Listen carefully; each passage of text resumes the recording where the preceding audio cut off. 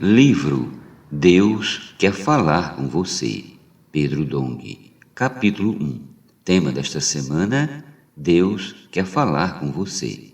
Meta de hoje: leitura das páginas 15 a 18. O avanço da igreja por meio da palavra profética. A partir do momento em que gerou a igreja, Deus levantou Pedro, juntamente com outros 11 apóstolos, para ministrar a palavra. Atos 2,14. Vemos que, sob a liderança de Pedro, a igreja avançou. Em Atos, lemos que a igreja, na verdade, tinha paz por toda a Judéia, Galiléia e Samaria, edificando-se e caminhando no temor do Senhor e no conforto do Espírito Santo, crescia em número. Atos 9,31.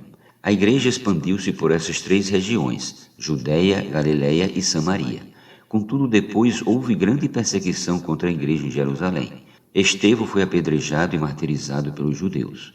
Todos, exceto os apóstolos, foram dispersos pelas regiões da Judéia e Samaria. Atos 8:1. A igreja havia se expandido por toda a Judéia, Galiléia e Samaria, mas o Senhor ainda não estava satisfeito. Com a perseguição, os discípulos também se espalharam até Fenícia, Chipre e Antioquia, não anunciando a ninguém a palavra, senão somente aos judeus. Atos 11:19. Os que disseminavam o evangelho o faziam inicialmente apenas para os judeus. Graças ao Senhor, alguns deles, porém, que eram de Chipre e de Cirene e que foram até Antioquia, falavam também aos gregos, anunciando-lhes o evangelho do Senhor Jesus. Versículo 20. Os gentios também receberam a palavra e creram no Senhor Jesus. Aqui se vê Deus usando Pedro como canal por meio do qual falava e atraía as pessoas para si, sem fazer acepção de pessoas. Todos quanto o receberam pela fé tornaram-se seus filhos. João 1,12. Perceba que essas pessoas creram na palavra profética ministrada por Pedro e os discípulos, mesmo tratando-se de homens semelhantes a elas, porque os discípulos foram obedientes em falar a palavra. Por causa disso, a mão do Senhor estava com eles. Semelhantemente, somos pessoas escolhidas por Deus para realizar o mesmo trabalho. Por isso também temos visto e ouvido que o Senhor é conosco.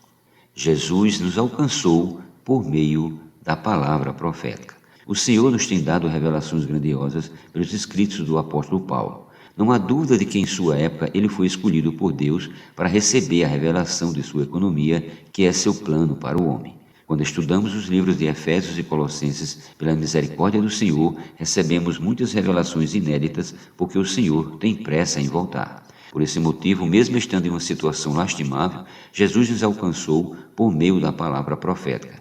Em Efésios se diz: Ele vos deu vida, estando vós mortos nos vossos delitos e pecados, nos quais andastes outrora, segundo o curso deste mundo, segundo o príncipe da potestade do ar, do espírito que agora atua nos filhos da desobediência, entre os quais também todos nós andamos outrora, segundo as inclinações da nossa carne, fazendo a vontade da carne e dos pensamentos, e éramos, por natureza, filhos da ira, como também os demais. Efésios capítulo 2, versículos do 1 ao 3. Essa era a nossa situação quando fomos alcançados pela palavra de Deus. O apóstolo Paulo escreveu isso após ter sido alcançado pelo Senhor no caminho de Damasco, na ocasião em que perseguia os cristãos. Quando ouviu a voz do Senhor: Saulo, Saulo, por que me persegues? Ele perguntou: Quem és tu, Senhor? E a resposta foi: Eu sou Jesus, a quem tu persegues. Atos capítulo 9, versículos do 3 ao 5. Saulo perseguia os que criam em Jesus, mas agora quem falava era o próprio Jesus.